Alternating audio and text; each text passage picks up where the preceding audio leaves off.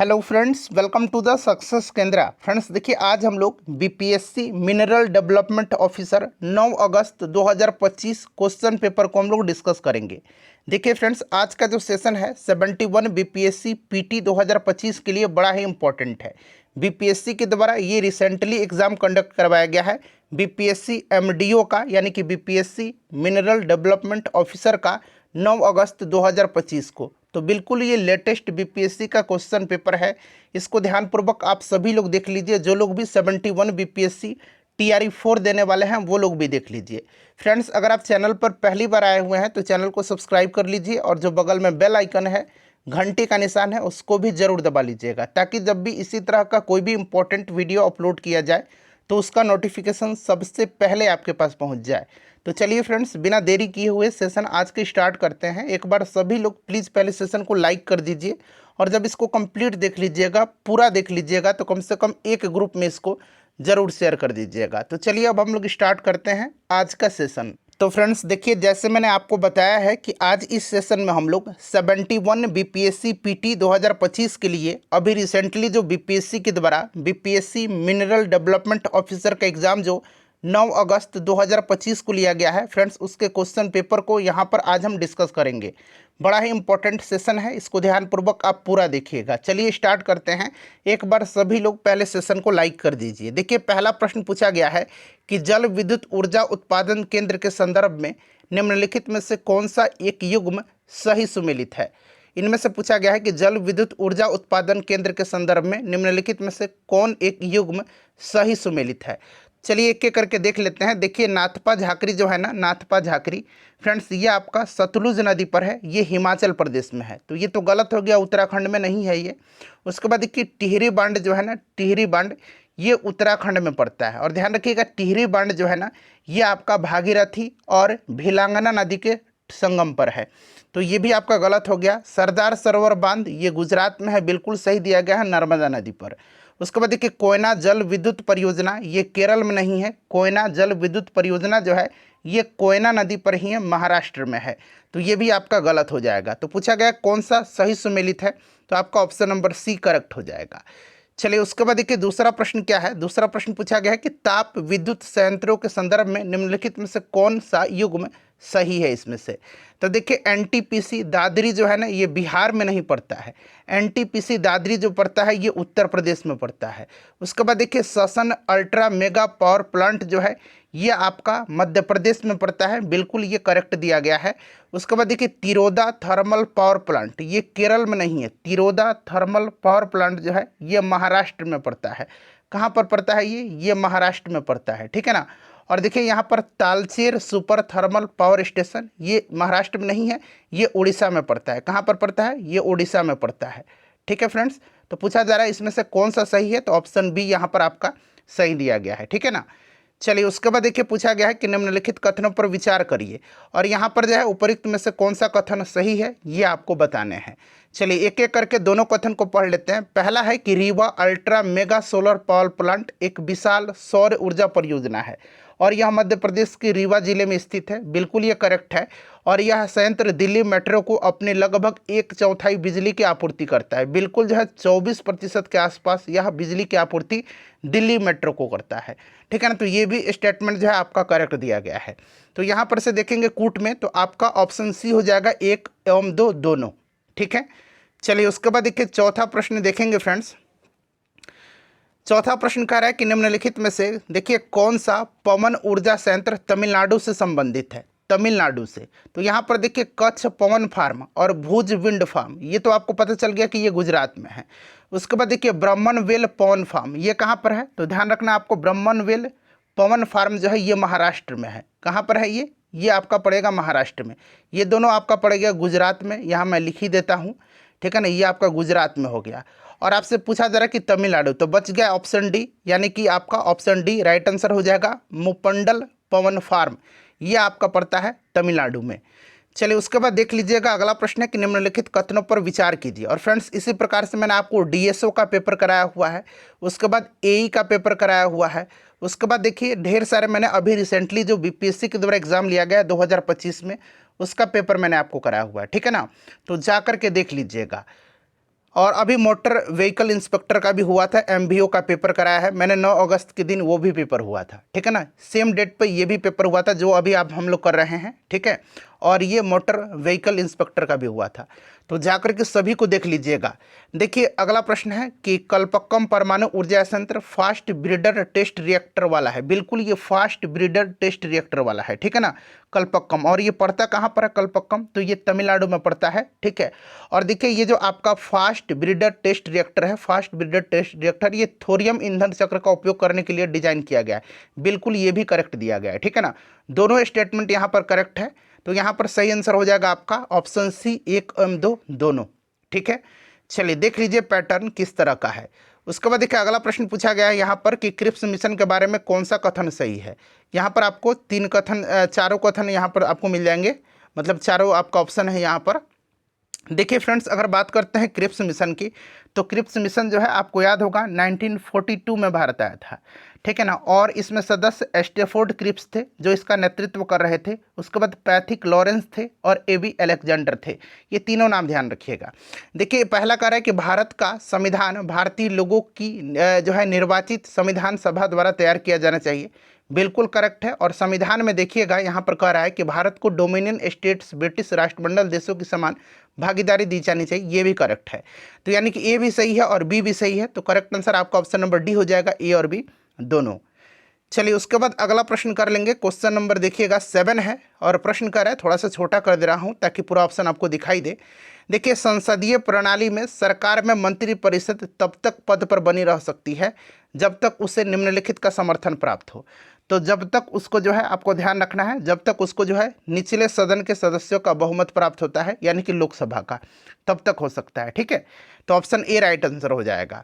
उसके बाद देखिए अगला प्रश्न है कि कोई व्यक्ति पंचायत का सदस्य चुने जाने और होने के लिए अयोग्य होगा। और यहाँ पर आप देख लीजिए ए बी सी डी, ठीक है ना। तो ए देखिए सी और डी तो आपको पता चल ही गया।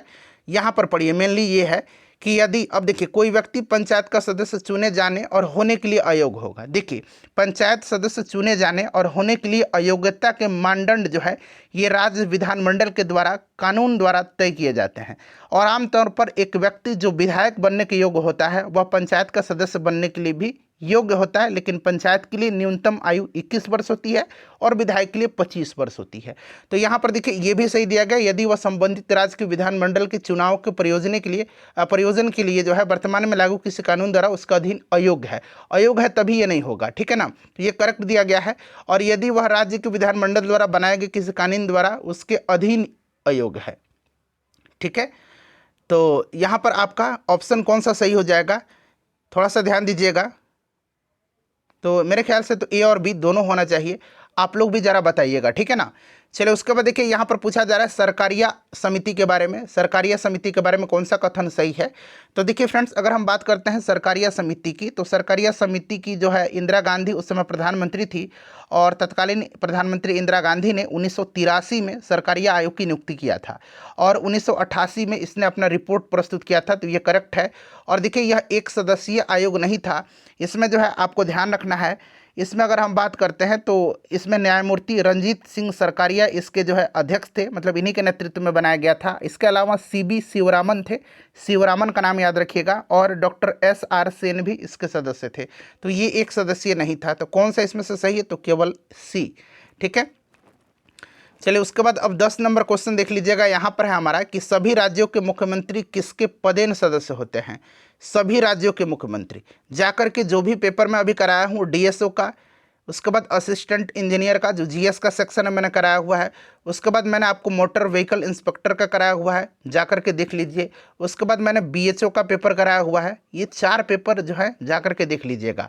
देखिए सभी राज्यों के मुख्यमंत्री जो होता है ये आपके होते हैं किसके, तो राष्ट्रीय विकास परिषद के। ध्यान रखना है, राष्ट्रीय विकास परिषद जिसको कि NDC बोला जाता है, NDC बोला जाता है, ठीक है ना। और 1952 में इसका गठन हुआ था पहली बार, ये भी आप ध्यान रखिएगा, ठीक है। चलिए और इसकी अध्यक्षता NDC की प्रधानमंत्री करते हैं। देखिएगा कि संविधान की 10वीं अनुसूची में क्या शामिल है। तो 10वीं अनुसूची आपको पता है दल बदल से संबंधित है, तो दल बदल के आधार पर अयोग्यता के संबंध में प्रावधान। चलिए फ्रेंड्स उसके बाद देखिएगा कि एकमात्र उदाहरण जब भारत के राष्ट्रपति ने अपने वीटो पावर का प्रयोग किया था, तो देखिए ये ज्ञानी जैल सिंह ने किया था, आपको अच्छे तरीके से याद होगा। 1986 का आपको याद होगा भारतीय डाक संशोधन विधेयक पर जो है 1986 वाला इन्होंने किया था। तो ऑप्शन डी राइट आंसर हो जाएगा, भारतीय डाकघर संशोधन विधेयक।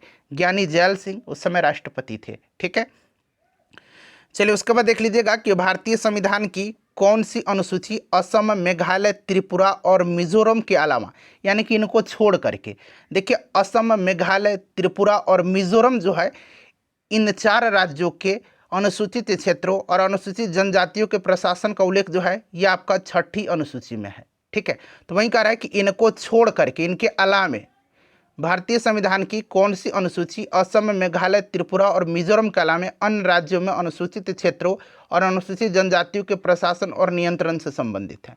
तो ये आपका 5वीं अनुसूची होगा। ठीक है ना, 5th शेड्यूल होगा, ध्यान रखिएगा। चलिए उसके बाद देखिए क्वेश्चन नंबर यहाँ पर देखिएगा 14 क्वेश्चन नंबर कह रहा है कि राष्ट्रीय विकास परिषद की स्थापना किस वर्ष हुई थी, एनडीसी की। तो अभी मैंने आपको बताया था, जब मैं आपको बता रहा था राष्ट्रीय विकास परिषद के आपके पदेन सदस्य होते हैं सभी राज्यों के मुख्यमंत्री, तब मैंने बताया था कि 1952 में हुआ था और इसकी अध्यक्षता प्रधानमंत्री करते हैं। ठीक है, चलिए उसके बाद देखिएगा कि भारत के राष्ट्रपति के बारे में कौन सा कथन सत्य नहीं है। देखिए नहीं पूछा जा रहा है, और यहाँ पर आपको जो है सभी मैं ऑप्शन दिखा देता हूँ। चलिए एक एक करके मैं पढ़ ही देता हूँ। राष्ट्रपति का चुनाव जो होता है एकल संक्रमणीय मत के माध्यम से जो है अनुपातिक प्रतिनिधित्व प्रणाली के अनुसार होता है। ठीक है, उसके बाद देखिएगा राष्ट्रपति के चुनाव में ये आपका सही दिया गया। चलिए मैं बताते चलता हूँ, ये आपका सही दिया गया है। दूसरा पढ़िएगा कि राष्ट्रपति के चुनाव में किसी राज्य की विधानसभा के प्रत्येक निर्वाचित सदस्य के पास उतने ही वोट होंगे जितने राज्य की जनसंख्या को विधानसभा के निर्वाचित सदस्यों की कुल संख्या में भाग देने पर भागफल जो आता है उसके 1000 के गुणक होंगे। ये सही दिया गया है। यहाँ पर देख लीजिए ये स्टेटमेंट गलत दिया गया है, क्योंकि जो हमारा आर्टिकल 52 जो है ना संविधान का, ये कहता है कि भारत का एक राष्ट्रपति होगा। ठीक है ना, और आर्टिकल 53 कहता है कि जो संघ की कार्यपालिका शक्ति है वो राष्ट्रपति में निहित होंगी। ठीक है, तो ये दोनों ध्यान रखिएगा आप। ये भी बिल्कुल आपका सही दिया गया है। ठीक है, तो ऑप्शन सी इसमें करेक्ट नहीं है, जो पूछ रहा था कि कौन सा कथन सत्य नहीं है। चलिए उसके बाद देखिएगा कि महात्मा गांधी ने असहयोग आंदोलन के दौरान विरोध स्वरूप एक पुरस्कार लौटाया था। वह पुरस्कार कौन था? तो ये पुरस्कार तो आपको याद होगा कैसर हिंद की उपाधि इन्होंने लौटा दिया था। ठीक है ना, नाइटहुड की उपाधि को रविंद्रनाथ टैगोर ने लौटाया था, राय बहादुर की जमुनालाल बजाज ने। ठीक है ना, चलिए कैसर हिंद गांधी जी ने लौटाया था। चलिए उसके बाद देख लीजिएगा क्वेश्चन नंबर 17 नंबर क्वेश्चन यहाँ पर है हमारा कि बारदोली में नो टैक्स अभियान का नेतृत्व किसने किया था। तो आपको बारदोली सत्याग्रह याद होगा, 1928 की यह घटना है और इसका नेतृत्व सरदार वल्लभ भाई पटेल ने किया था। ठीक है ना, सरदार वल्लभ भाई पटेल ने। चलिए उसके बाद देखिएगा कि तिलक स्वराज फंड की शुरुआत निम्नलिखित में से किस आंदोलन को वित्त पोषित करने के लिए किया गया था। तिलक स्वराज फंड बताइएगा। देखिए तिलक स्वराज फंड की अगर हम बात करते हैं तो इसकी शुरुआत असहयोग आंदोलन को वित्त पोषित करने के लिए किया गया था। 1920 में बाल गंगाधर तिलक जी की मृत्यु के बाद महात्मा गांधी ने उनके सम्मान में तिलक स्वराज फंड की स्थापना किया था और इसका मेनली उद्देश्य था असहयोग आंदोलन को वित्तीय सहायता प्रदान करना। तो यहाँ पर देखिए असहयोग आंदोलन राइट आंसर हो जाएगा। देखिए बिहार प्रांतीय किसान सभा की स्थापना कब हुई थी? तो हमने कई दफ़ा पढ़ रखा है कि 1929 में जो है बिहार प्रांतीय किसान सभा की स्थापना स्वामी सहजानंद सरस्वती जी ने किया था। बट ऑप्शन में आप देख सकते हैं 1929 तो दिया ही नहीं गया है, तो हो सकता है कि ये प्रश्न डिलीट हो जाए, या देखिए बीपीएससी क्या आंसर देता है, वेट करिए। ठीक है ना, चलिए उसके बाद देखिएगा कि नेताजी सुभाष चंद्र बोस ने किस वर्ष फॉरवर्ड ब्लॉक पार्टी बनाई थी। तो फॉरवर्ड ब्लॉक देखिए 1968 और 1938 1938 और 1939 की। ठीक है, हरिपुरा में हुआ था और त्रिपुरी में हुआ था, इन्होंने अध्यक्षता किया था। उसके बाद इन्होंने रिजाइन किया और देखिए फ्रेंड्स इन्होंने जो है 1939 में जो है फॉरवर्ड पार्टी की स्थापना किया था। ठीक है, 1939 में ही, तो इसे भी आप ध्यान रखिएगा। क्लियर, इंपॉर्टेंट क्वेश्चन है, इस तरह के प्रश्न जो है बीपीएससी अब पूछता भी है, इसको ध्यान रखिएगा। ठीक है, चलिए उसके बाद नेक्स्ट क्वेश्चन करेंगे, क्वेश्चन नंबर 21। यहाँ पर है कि प्रसिद्ध कामागाटू मारू जो एक जहाज था, ठीक है ना, आपको पता होगा कि कामागाटू मारू घटना निम्नलिखित में से किस देश से संबंधित है। देखिए ये घटना जो है कामागाटू मारू की, ये घटना जो है 1914 की है। कब की है? 1914 की है। एक तरह का ये जहाज़ था और यह घटना जो है कनाडा से संबंधित है, कामागाटा मारू। ठीक है, और इस जहाज़ को किराए पर लिया था किसने? गुरुदत्त सिंह ने लिया था। ठीक है फ्रेंड्स, ध्यान रखिएगा। और यह एक जापानी जहाज़ था कामागाटा मारू, ब्रिटिश भारत से 376 यात्रियों को लेकर के कनाडा के वैंकूवर पहुंचा था, लेकिन उन्हें प्रवेश करने की अनुमति नहीं दी गई थी। तो यह आपका कनाडा हो जाएगा। उसके बाद देखिए पूछा गया कि इल्बर्ट बिल विवाद किससे संबंधित है। अब ध्यान से सुनिएगा, ये इल्बर्ट बिल जो है ना, इल्बर्ट बिल जो है 1883 में, ध्यान रखिएगा 1883 में जो है ब्रिटिश भारत में पेश किया गया एक विधेयक था, जिसका उद्देश्य भारतीय न्यायाधीशों को आपराधिक मामलों में यूरोपीय लोगों पर मुकदमा चलाने की अनुमति देता था। और यह विधेयक नस्लीय भेदभाव को समाप्त करने और न्यायपालिका में समानता लाने के प्रयास के रूप में देखा गया था, ठीक है ना। लेकिन जो है ब्रिटिश समुदाय ने इसका भारी विरोध किया था। तो ये आपका हो जाएगा न्यायपालिका में नस्लीय भेदभाव। और ये इल्बर्ट बिल की घटना जो है, इल्बर्ट बिल जब आया था, ये लॉर्ड रिपन उस समय जो है आपका वायसराय था, लॉर्ड रिपन, ठीक है। चलिए उसके बाद देखिए भारतीय स्वतंत्रता लीग की स्थापना किसने किया था। अब देखिए हिंदी में थोड़ा सा आपको डिफिकल्ट लग रहा होगा, बट जैसे ही मैं आपको बताऊंगा इंडियन इंडिपेंडेंस लीग अंग्रेजी में, ठीक है ना, तो देखिए आपको याद आ रहा होगा कि इसकी जो स्थापना है ये रास बिहारी बोस ने किया था, ठीक है। चलिए उसके बाद देख लीजिएगा कि 1923 में बिहार में स्वराज दल की स्थापना किसने किया था। देखिए 1923 में बिहार में स्वराज दल का गठन जो हुआ था, ये श्री कृष्ण सिंह जी के नेतृत्व में हुआ था। तो यहाँ पर देख सकते हैं श्री कृष्ण जी हैं, बट आप याद रखिएगा 1923 में जो बिहार में स्वराज दल का गठन किया गया था, तो ये भी प्रश्न बन सकता है कि बिहार में स्वराज पार्टी के प्रथम अध्यक्ष किसको बनाया गया था। तो प्रथम अध्यक्ष बनाया गया था श्री नारायण प्रसाद को, ये पॉइंट आप ध्यान रखिएगा। चलिए उसके बाद देखिएगा 25 नंबर क्वेश्चन यहाँ से है, कह रहा है, इसमें से थोड़ा सा ये ब्लर आया हुआ है, मैं आपको पढ़ के सुनाता हूँ। ये कहा जा रहा है सच्चिदानंद सिन्हा के बारे में। किसके बारे में, मैं यहाँ लिख ही देता हूँ, सच्चिदानंद सिन्हा, ठीक है ना, सच्चिदानंद सिन्हा के बारे में। देखिए कह रहा है कि सच्चिदानंद सिन्हा द्वारा पूछा जा रहा है कि इसमें से कौन सा एक जो है आपका समाचार है या पत्रिका है जिसको उन्होंने जो है राष्ट्रवादी विचारों को फैलाने में महत्वपूर्ण भूमिका निभाई थी। इनके द्वारा जो ये आपका सच्चिदानंद सिन्हा के द्वारा जो ये पत्रिका जो है वही पूछा गया है। तो ये आपको यहाँ पर देखिए सर्च लाइट दिया गया, द सर्च लाइट, आप वैसे भी याद रखिएगा सर्च लाइट, ठीक है ना, सर्च लाइट 1918 में शुरू किया गया था। उसके बाद देखिएगा कि निम्नलिखित वंशों का सही कालानुक्रम नीचे दिए गए कूट में व्यवस्थित करना है। यहाँ पर देखिए कुषाण वंश, शुंग वंश, गुप्त वंश और कण्व वंश दिया गया है। तो सबसे पहले थोड़ा सा आप दिमाग लगाएंगे तो आप यहीं से पकड़ लेंगे कि मौर्य वंश के बाद मगध पर शुंग वंश की स्थापना बृहदत्त की हत्या करके, मौर्य वंश का आखिरी शासक था बृहदत्त, इसकी हत्या करके पुष्यमित्र शुंग ने किया था। तो सबसे पहले तो आपका दूसरा हो जाएगा। अब जैसे ही आप नीचे ऑप्शन में आएंगे तो आप देखेंगे कि दूसरा सिर्फ इसी ऑप्शन में है। तो दूसरा, चौथा, पहला और तीसरा, ठीक है ना, यहाँ पर आप देख सकते हैं दूसरा, उसके बाद चौथा, पहला और ये तीसरा, क्लियर। चलिए अब आएंगे अगले प्रश्न की तरफ। अगला प्रश्न कि कौन सा लेखक, देखिए गयासुद्दीन तुगलक, मोहम्मद बिन तुगलक तथा फिरोज तुगलक का समकालीन था। पूछा जा रहा है कि इनमें से कौन सा लेखक जो है गयासुद्दीन तुगलक, मोहम्मद बिन तुगलक और फिरोज तुगलक का समकालीन था। तो यहाँ पर ऑप्शन में आप देखेंगे ऑप्शन सी में जियाउद्दीन बर्नी दिया गया है, जियाउद्दीन बर्नी। तो यही समकालीन था इन लोगों का, ठीक है ना, जियाउद्दीन बर्नी, ध्यान रखिएगा कौन सा है इसमें से। तो ये आपका जियाउद्दीन बर्नी है, ठीक है, इसको आप ध्यान रखिएगा। चलिए उसके बाद देखिएगा अगला प्रश्न कर लेंगे।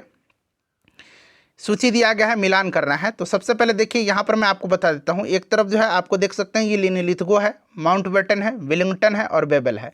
तो देखिए अगर बात करते हैं लॉर्ड लिनलिथगो की, तो इसका कार्यकाल 1936 से 1944 तक रहा था। तो यहाँ पर आप देख सकते हैं 1936, ठीक है ना, मतलब ये कब बना था ये पूछा जा रहा है इसमें से मेनली। लॉर्ड माउंटबेटन 1947 में बना था। लॉर्ड वेलिंगटन की बात करते हैं तो 1931 में, ठीक है ना फ्रेंड्स, और लॉर्ड बेबल आपका हो जाएगा 1944 में, ठीक है, 43-44 याद रखना आपको। तो यहीं आपका 4-3 जो ये आपका मिलान है ना, मतलब यहाँ पर देखिए ये 4 हो जाएगा, ये 3 हो जाएगा, ये 2 हो जाएगा और ये 1 हो जाएगा। तो ये आपका सही हो रहा है, ठीक है ना। तो एक ही ऑप्शन में यहाँ पर देख रहे हैं 4 दिया गया है। चलिए उसके बाद देखिएगा नीचे दिए गए कथन हैं, और एक कथन ये दिया गया है और एक कथन 2 दिया गया है। उसके बाद कह रहे हैं कि उपरोक्त के आलोक में दिए गए विकल्पों में से सही आंसर यहाँ से आपको चुनना है, ठीक है। चलिए पहले तो हम कथन पढ़ लेते हैं। देख रहे हैं कथन एक कह रहा है कि इल्बर्ट बिल विवाद 1986 में हुआ था। अभी मैंने आपको बताया है कि इल्बर्ट बिल विवाद 1883 की घटना है, लॉर्ड रिपन के कार्यकाल की, ठीक है। और देखिएगा दूसरा करें कि भारतीय राष्ट्रीय कांग्रेस का प्रथम अधिवेशन बंबई में 1885 में हुआ था, बिल्कुल व्योमेश चंद्र बनर्जी की अध्यक्षता में। तो केवल 2 इसमें सही है, ठीक है ना। तो देखिए कथन 1 गलत दिया गया, असत्य है, कथन 2 सत्य है, ठीक है। चलिए उसके बाद देखिए अगला प्रश्न क्या पूछा जा रहा है। अगला प्रश्न है देखिएगा कि मुगल काल में, सॉरी मुगल काल नहीं, गुप्त काल में, यहाँ पर देखिए गुप्त काल में, गुप्त काल में, ठीक है ना, मैं लिख देता हूँ यहाँ, गुप्त काल में बृहद संहिता, गुप्त काल में बृहद संहिता की रचना किसने किया है। तो गुप्त काल में बृहद संहिता की रचना जो है ये किसने किया, वराहमिहिर ने किया है, ठीक है, ध्यान रखिएगा। चलिए तो देख सकते हैं आप एंशिएंट से भी प्रश्न पूछा गया है। हुमायूंनामा, देखिए हुमायूंनामा की रचना मुगल सम्राट की पुत्री गुलबदन बेगम ने किया था। वहीं पूछा जा रहा है किस मुगल सम्राट की पुत्री, वह मुगल सम्राट कौन था। तो ये तो आपको याद होगा कि हुमायूंनामा की रचना गुलबदन बेगम ने किया था, और ये इसकी सौतेली बहन थी हुमायूं की, और ये बाबर की बेटी थी। तो यहाँ पर आप देख सकते हैं बाबर करेक्ट आंसर हो जाएगा, ठीक है। चलिए उसके बाद देखिए निम्नलिखित में से देखिए गुप्त शासकों का जो है सही काल बताना है, बिल्कुल मतलब यहाँ से सही आंसर आपको चुनना भी है। काल सब क्रम की बात करते हैं तो गुप्त वंश की स्थापना श्रीगुप्त ने किया था। अच्छा, श्रीगुप्त के बाद शासक घटोत्कच बना था, मैं यहाँ पर लिख ही देता हूँ, थोड़ा सा समय दीजिए, ठीक है ना। श्रीगुप्त, उसके बाद देखिए घटोत्कच हुआ था, उसके बाद घटोत्कच के बाद चंद्रगुप्त प्रथम हुआ, ठीक है ना, चंद्रगुप्त प्रथम, चंद्रगुप्त प्रथम हुआ। चंद्रगुप्त प्रथम के बाद हुआ समुद्रगुप्त, कौन हुआ, समुद्रगुप्त, ठीक है। उसके बाद कौन हुआ, समुद्रगुप्त के बाद चंद्रगुप्त विक्रमादित्य, चंद्रगुप्त विक्रमादित्य। उसके बाद कौन हुआ, चंद्रगुप्त विक्रमादित्य के बाद, तो चंद्रगुप्त विक्रमादित्य के बाद अगर बात करते हैं तो ये आपका हुआ था कुमारगुप्त, ठीक है। और कुमारगुप्त के बाद हुआ था स्कंदगुप्त। ये आपका क्रम सही है। तो 2 4 1 3, 2 4 1 3 देखिए कहाँ पर दिया गया है, 2 4 1 3, क्लियर हो गया। चलिए फ्रेंड्स आते हैं आगे अगले प्रश्न की तरफ कि मथुरा मूर्ति कला शैली किसके शासनकाल में प्रारंभ हुई थी। तो देखिए मथुरा मूर्ति कला शैली और गांधार शैली, इन सब का विकास कुषाण वंश के समय में हुआ था, और खास करके जो कनिष्क था उसके शासनकाल में। चलिए उसके बाद देखिएगा कि 1880 में लॉर्ड लिटन ने सर रिचर्ड स्ट्रेची की अध्यक्षता में स्ट्रेची कमीशन का गठन किया था, स्ट्रेची आयोग का, ठीक है ना। यह किस संदर्भ में था। तो देखिए स्ट्रेची कमीशन का गठन हुआ था, याद रखना आपको, लॉर्ड लिटन के समय में। और स्ट्रेची कमीशन जो था मेनली आपको याद होगा ये आपका अकाल से संबंधित है, एक तरह का अकाल आयोग था, और अकाल के कारणों की जांच और भविष्य में इस तरह की अकाल न हो उसके रोकने के लिए लॉर्ड लिटन ने स्ट्रेची आयोग का गठन किया था, रिचर्ड स्ट्रेची की अध्यक्षता में। तो ये अकाल कमीशन था। उसके बाद चलिए अगला प्रश्न कि बलबन के शासनकाल में तुगरिल खां का विद्रोह कहाँ हुआ था। तुगरिल खां जो था ये आपका ध्यान रखना है, ये बंगाल का गवर्नर था, तो बंगाल में किया था इसने, ऑप्शन नंबर सी। ध्यान रखना है किसके शासनकाल में तुगरिल खान ने विद्रोह किया था, तो ये भी ध्यान रखिएगा बलबन के शासनकाल में। कहाँ पर, तो बंगाल में। चलिए उसके बाद देखिएगा कि भारत में मानसून को प्रभावित करने वाले प्रमुख कारकों में कौन सा एक है। तो देखिए ताप वगैरह है, उसके बाद अगर बात करते हैं तो महासागरीय जो आपका प्रभाव है ये तो होता ही है, साथ ही साथ हिमालय पर्वत श्रृंखला जो है ये भी भारत में मानसून को प्रभावित करने वाले कारकों में से एक होता है। चलिए उसके बाद देखिए अगला प्रश्न पूछा गया है हमारा कि निम्नलिखित में से कौन सा दर्रा जो है, कौन सा पास जो है दर्रा अरुणाचल प्रदेश और म्यांमार के बीच स्थित नहीं है, अरुणाचल प्रदेश और म्यांमार के बीच स्थित नहीं है। तो यहाँ पर देखिएगा पांगसौ दर्रा और यहाँ पर देखिए दीफू दर्रा, ये दोनों तो अरुणाचल प्रदेश में पड़ते ही पड़ते हैं, बट यहाँ पर देखिएगा ये त्यूरियाल दर्रा है, अंग्रेजी में इसको इस तरह से त्यूरियाल लिखा गया है, ठीक है ना, त्यूरियाल दर्रा। ये त्यूरियाल दर्रा पड़ता है आपका मिजोरम में। और यहाँ पर आप देख सकते हैं मोरेह दर्रा, ये आपका मोरेह दर्रा है, मोरेह पास जो पड़ता है ये मणिपुर में पड़ता है, ये आपका मणिपुर में पड़ेगा, यहाँ मैं लिख देता हूँ, और ये आपका मिजोरम में पड़ेगा, मिजोरम में। तो यहाँ पर अगर हम बात करते हैं तो आपका ये भी होना चाहिए, ये भी होना चाहिए, जो अरुणाचल प्रदेश में नहीं है और म्यांमार में, जो मतलब अरुणाचल प्रदेश और म्यांमार के बीच में नहीं, अरुणाचल प्रदेश में है ही नहीं। तो देखिए क्या आंसर देता है, थोड़ा आप लोग भी अपना राय बता सकते हैं, ठीक है। चलिए उसके बाद देखिए कॉफ़ी शावर्स भारत के किस राज्य में देखी जाती है। अब देखिए इसमें से भी थोड़ा सा कन्फ्यूज़न होगा कि कर्नाटक लगाएं, केरल लगाएं, क्या लगाएं। तो देखिए अभी हम कर्नाटक ही मान करके चलेंगे, आयोग का आंसर आने दीजिए। चलिए देखिए 2011 की जनगणना के अनुसार निम्नलिखित केंद्र शासित प्रदेशों को लिंग अनुपात के घटते क्रम में व्यवस्थित करिए। घटते क्रम यानी कि सबसे ज़्यादा लिंग अनुपात, तो वैसे भी आपको पता होगा सबसे ज़्यादा पुडुचेरी में है। पुडुचेरी में कितना है, तो 1037 है। पुडुचेरी में सबसे ज़्यादा है। उसके बाद अगर पुडुचेरी की बाद हम बात करते हैं तो आपका लक्षद्वीप हो जाएगा। लक्षद्वीप में 946 है, ठीक है ना। तो 3 और 2, जैसे ही आप ऑप्शन में 3 2 जहाँ पर देखेंगे वहाँ पर आप टिक लगा देंगे। 3 2 1 4 मतलब 3 2 हो गया, 3 2। उसके बाद अंडमान निकोबार और उसके बाद चंडीगढ़ में आपको ध्यान रखना है, ठीक है। चलिए अगला प्रश्न कर लेंगे। नेक्स्ट क्वेश्चन है, तो देख सकते हैं इस तरह से भी प्रश्न पूछा जा रहा है। भारत का सबसे लंबा राष्ट्रीय जलमार्ग कौन सा है और यह किन स्थानों को जोड़ता है? तो सबसे लंबा जो जलमार्ग है यह आपका जो है हल्दिया से इलाहाबाद के बीच राष्ट्रीय जलमार्ग 1 है। और राष्ट्रीय जलमार्ग 1 जो है यह आपको याद रखना है। राष्ट्रीय जलमार्ग 1 गंगा, भागीरथी और हुगली रिवर सिस्टम पर है, ठीक है। तीनों नदी का नाम याद रखिएगा। देखिएगा भारत में हरित क्रांति को लागू करने के पीछे मुख्य उद्देश्य क्या था। अच्छा, पहले देखिएगा कि हरित क्रांति की शुरुआत भारत में किस पंचवर्षीय योजना के दौरान हुई थी, ये प्रश्न बनता है। तो ये तीसरी पंचवर्षीय योजना के दौरान हुई थी, ठीक है। और इसका मुख्य उद्देश्य जो था देश में खाद्यान्नों की आत्मनिर्भरता सुनिश्चित करना है। भारत में हरित क्रांति के जनक डॉक्टर MS स्वामीनाथन को माना जाता है और पिछले साल इनको भारत रत्न से भी सम्मानित किया गया था। चलिए उसके बाद देखिएगा कि पंचपटमाली, देखिए पंचपटमाली खदान किस खनिज से संबंधित है। पंचपटमाली खदान जो है ये आपका उड़ीसा के कोरापुट डिस्ट्रिक्ट में पड़ता है। उड़ीसा याद रखिएगा स्टेट का नाम। और ये बॉक्साइट के लिए फेमस है पंचपटमाली, ठीक है। चलिए उसके बाद देखिए अगला प्रश्न है कि भारत में जल संसाधनों के प्रमुख स्रोतों में कौन सा स्रोत सर्वाधिक योगदान करता है। तो सर्वाधिक योगदान आपका इसमें भूजल करता है, ठीक है ना, भूजल। चलिए उसके बाद देख लीजिएगा 44 नंबर प्रश्न का रहा है कि निम्नलिखित में से कौन सी मृदा लोहे और एल्युमिनियम, ध्यान दीजिएगा, लोहे और एल्युमिनियम से समृद्ध होती है और अधिक वर्षा वाले क्षेत्रों में पाई जाती है। तो लोहे और एल्युमिनियम से समृद्ध जो होती है ये लेटेराइट मिट्टी होती है, ठीक है।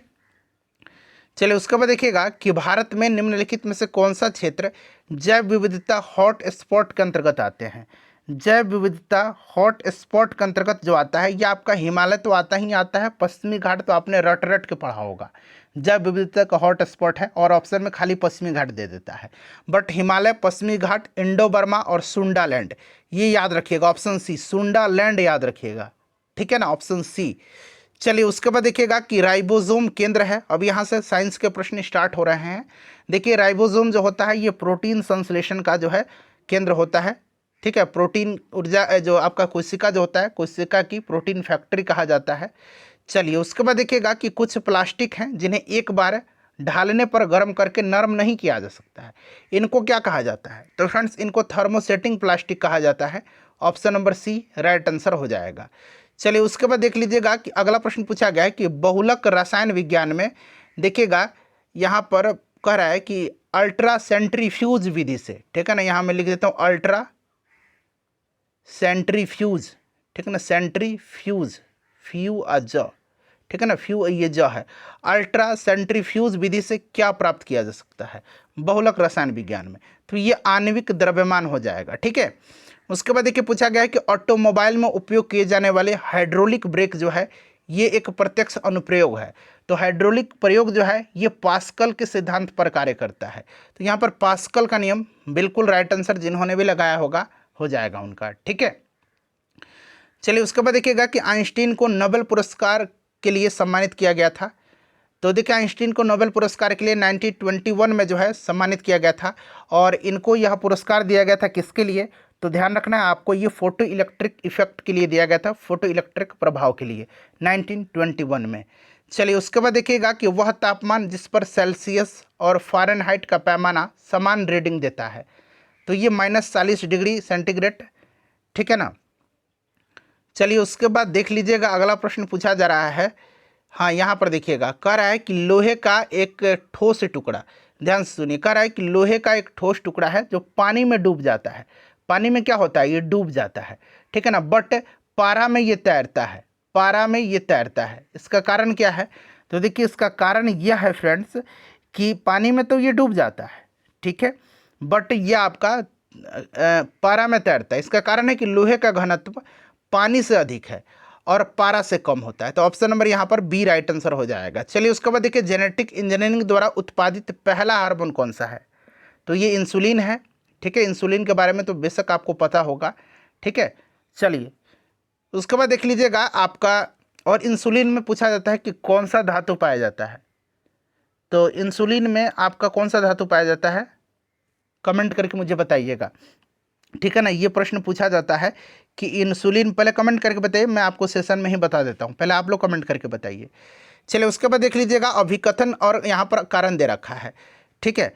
तो इसमें कह रहा है कि लेज़र का उपयोग, देखिए लेज़र का उपयोग चंद्रमा जैसे दूर की वस्तुओं को मापने के लिए किया जाता है।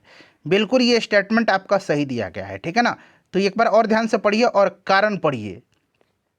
कारण में कह रहा है, हाँ कारण में कह रहा है कि वे प्रकाश के अत्यधिक सुसंगत स्रोत हैं, बिल्कुल दोनों सही दिया गया है। और ये आर जो है ना, ये आपका ए का सही व्याख्या करता है, ठीक है। तो यहाँ पर देख सकते हैं आप, ऑप्शन आपका सी हो जाएगा, ए और आर सत्य है और आर ए की सही व्याख्या करता है।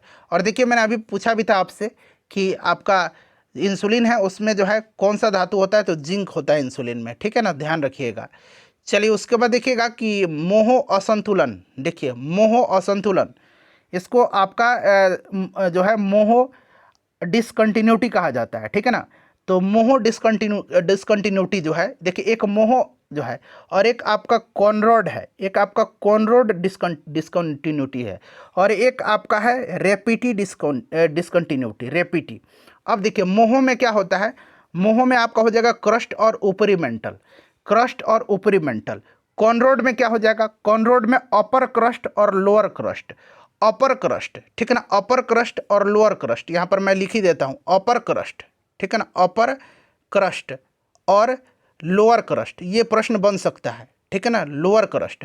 और रेपिटी में क्या होता है, रेपिटी में आपका अपर मेंटल और लोअर मेंटल, अपर मेंटल और लोअर मेंटल, अपर मेंटल, ठीक है ना, अपर मेंटल और लोअर मेंटल, लोअर मेंटल, ठीक है। तो ये एक दूसरे से संबंधित है। रेप्टी में देखिए सिर्फ मेंटल मेंटल है, upper mantle lower mental. Conrad में देखिए अपर क्रस्ट लोअर क्रस्ट। अब आपको मोह में याद रखना है, मोह में आपका क्रस्ट और ऊपरी मेंटल। चलिए उसके बाद देखिएगा अगला प्रश्न है 56 नंबर, करें कि निम्नलिखित में से कौन सा आयन Mg, इस तरह से लिखा गया है और ऊपर जो आपका दिया गया है +2 दिया गया है, ठीक है ना, Mg2+ के साथ सम इलेक्ट्रॉनिक है, मतलब समान इलेक्ट्रॉन होना चाहिए। तो ये आपका यहाँ पर F- यहाँ पर लगा हुआ फ्लोरीन में, तो F ये वाला आपका करेक्ट हो जाएगा। चलिए उसके बाद देखिएगा कि पाई बॉन्ड का निर्माण कौन से ओवरलैप द्वारा होता है, पाई बॉन्ड का निर्माण। तो देखिए पाई बॉन्ड का निर्माण जो होता है ये आपका PP ऑर्बिटल, यहाँ पर राइट आंसर हो जाएगा। कि एक्वा रेजिया के बारे में कौन सा कथन सही है, तो सबसे पहले देखिए एक्वा रेजिया जो होता है ना, इसमें आपका देखिए सोना और प्लेटिनम को घोला जा सकता है, तो ये तो करेक्ट हो गया। HNO3, ठीक है ना, और +3 HCl होता है, यानी कि HNO3 एक पार्ट है और HCl 3 पार्ट है। तो यहाँ पर ये वाला देखिए एक्वा रेजिया HNO3 एक होना चाहिए, इस तरह से होना चाहिए, तो ये स्टेटमेंट करेक्ट हो गया। दूसरा सही दिया गया है कि नाइट्रोसिल क्लोराइड और नाइट्रोजन डाइऑक्साइड जो है एक्वा रेजिया को पीला या संतरी रंग देते हैं, तो ये बिल्कुल करेक्ट है, दूसरा और तीसरा बिल्कुल करेक्ट है। और जब आप ऑप्शन में देखेंगे फ्रेंड्स, तो यहाँ पर आप देख सकते हैं कि यहाँ पर सिर्फ जो है ऑप्शन सी सही दिया गया है, दूसरा और तीसरा। चलिए उसके बाद नेक्स्ट क्वेश्चन कर लेंगे। अगला प्रश्न दिया गया कि तनाव और चिंता के उपचार में उपयोग की जाने वाली दवाओं को क्या कहा जाता है, तो फ्रेंड्स इसको कहा जाता है, option number B right answer हो जाएगा, ट्रैंक्विलाइजर कहा जाता है, ठीक है। देखिएगा कि मुक्त मध्यवर्ती कण फ्री रेडिकल इंटरमीडिएट्स को आसानी से कैसे पहचान सकते हैं, तो इसको पहचाना जा सकता है ESR स्पेक्ट्रोस्कोपी से। ESR का फुल फॉर्म क्या होता है, तो ESR का होता है electron spin resonance, electron spin resonance, ठीक है, ध्यान रखिएगा। चलिए उसके बाद देखिएगा कि जब एक अंडा को उबाला जाता है तो ठोस सामग्री में बदल जाता है, क्या होता है इसमें, देखिए इसमें जो आपका यहाँ पर देख सकते हैं ΔG, ये निगेटिव नहीं होता है। तो सबसे पहले तो ये माइंड से आप हटा दीजिएगा। इसमें जब अंडा को उबाला जाता है तो ठोस सामग्री में क्या होता है, तो इसकी अवस्था में वृद्धि हो जाती है, इंक्रीज इन डिसऑर्डर, ठीक है ना, तो इस चीज़ को आप ध्यान रखिएगा, ऑप्शन डी ही राइट आंसर होगा इसका। चलिए उसके बाद देखिए अर्हेनियस सिद्धांत के अनुसार एक प्रतिक्रिया की स्थिरांक दर किस पर निर्भर करती है, तो ये टेम्परेचर पर करती है, ठीक है ना, टेम्परेचर राइट आंसर हो जाएगा। यहाँ पर तापमान होगा, इसको आप ध्यान रखिएगा। चलिए अगला प्रश्न कर लेंगे कि एक अल्फा कण वास्तव में क्या होता है, तो अल्फा कण जो होता है वास्तव में क्या होता है, ये 2 बार आयनित हीलियम आयन है, ठीक है ना, तो ऑप्शन नंबर यहाँ पर बी राइट आंसर हो जाएगा। चलिए उसके बाद देखिएगा इसमें से पूछा जा रहा है कौन सा अणु बाईसाइक्लिक नहीं है, तो इसमें से ऑप्शन ए राइट आंसर होना चाहिए, ये बाईसाइक्लिक आपका नहीं है। उसके बाद देखिए निम्नलिखित में से कौन सा एक पौधा हार्मोन है, यानी कि पादप हार्मोन है। तो आप जानते हैं कि आपका इसमें से साइटोकाइनिन पादप हार्मोन हो जाएगा, ठीक है ना। साइटोकाइनिन करेक्ट आंसर हो जाएगा, ये पादप हार्मोन हो जाएगा। चलिए, जिब्रेलिन वगैरह होता है, एब्सिसिक एसिड होता है, एथिलीन होता है, फ्लोरोजेंस होता है, ये सब आपका पादप हार्मोन होते हैं।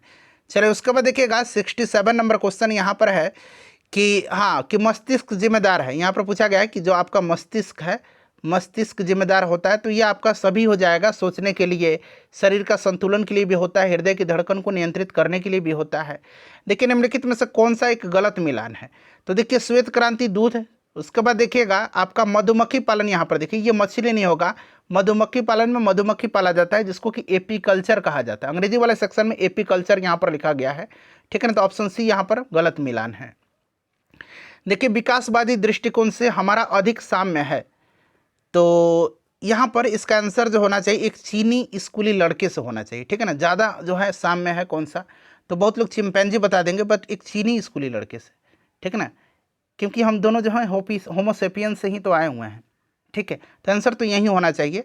चलिए उसके बाद देख लीजिएगा कि निम्नलिखित में से कौन से मवेशी का जीवाणु जनित रोग है, जीवाणु से, बैक्टीरिया से। तो ये आपका एंथ्रेक्स होता है। कौन सा होता है फ्रेंड्स, ध्यान रखना आपको, एंथ्रेक्स है, ठीक है ना। एंथ्रेक्स करेक्ट आंसर हो जाएगा। काऊ पॉक्स तो वायरस वगैरह से होता है, ये चीज़ आप जानते हैं, ठीक है। चलिए डॉक्टर एम.एस. स्वामीनाथन का संबंध किससे है, तो हरित क्रांति से है, क्लियर, ऑप्शन डी हो जाएगा। चलिए उसके बाद देखिएगा अगला प्रश्न है कि जैविक खेती में प्रयुक्त जैव उर्वरकों में शामिल है। तो जैव उर्वरकों में दरअसल क्या शामिल होता है, तो इसमें से आप देखते हैं सहजीवी और स्वतंत्र जीवित नाइट्रोजन स्थिर करने वाले बैक्टीरिया और नाइट्रोजन स्थिर और साइनोबैक्टीरिया। तो वैसे भी उपयुक्त जो है सभी इसका राइट आंसर हो जाएगा, ठीक है। चलिए देखिएगा कि लाइकेन वायु प्रदूषण के किस घटक के लिए अच्छे जैव संकेतक हैं, तो ये SO2 के लिए होते हैं। चलिए उसके बाद देखिए पुंकेसर महत्वपूर्ण है क्योंकि उनमें होता है, तो पुंकेसर महत्वपूर्ण है क्योंकि उसमें होता है आपका परागकण। क्या होता है उसमें, ध्यान रखिएगा, उसमें आपका पोलन ग्रेन्स होता है, परागकण, और पुंकेसर नर भाग होता है पुष्प का। चलिए उसके बाद जैविक खेती में शामिल नहीं है, तो जैसे ही रासायनिक शब्द मिल जाएगा इसको हटा दीजिएगा, रासायनिक उर्वरक शामिल नहीं होता है, ठीक है ना। तो यहाँ पर आपको ध्यान रखना है ये आपका केमिकल फर्टिलाइजर नहीं होगा। चलिए उसके बाद देखिएगा 76 नंबर। अब देखिए फ्रेंड्स यहाँ से मैं आपको बता देता हूँ पहले कि देखिए 76, ठीक है, यहाँ से रीजनिंग मैथ का क्वेश्चन 10 जो क्वेश्चन होते हैं वो दिया गया है। इसका PDF मैं आपको टेलीग्राम पर दे दूंगा भाई, आप टेलीग्राम से जुड़ जाइएगा। सक्सेस केंद्रा क्विज आप सर्च करिए, ठीक है ना। 18,000 के आसपास वहाँ पर जो है मेंबर हैं, वहाँ पर जुड़िएगा, ठीक है। तो यहाँ पर देख लीजिए ये अभी मैथ रीजनिंग ही चल रहा है। अब आइए यहाँ से स्टार्ट हो रहा है, ठीक है। देखिएगा 86 से करें कि भारतीय संविधान के संबंध में निर्णय ने सबसे पहले मूल संरचना सिद्धांत को स्पष्ट किया था। तो ये आपको याद होगा कि इसमें आपका हो जाएगा केशवानंद भारती बनाम केरल राज्य, ठीक है फ्रेंड्स। तो आपको ध्यान रखना है ऑप्शन नंबर यहाँ पर C, option number B right answer हो जाएगा। उसके बाद देखिएगा कि भारत के संविधान में निम्नलिखित में से किसका उल्लेख नहीं है। तो चुनाव आयोग बिल्कुल है, वित्त आयोग भी है, आर्टिकल 280 में ना शायद, हाँ, अंतर्राज्य परिषद भी है, योजना आयोग नहीं है।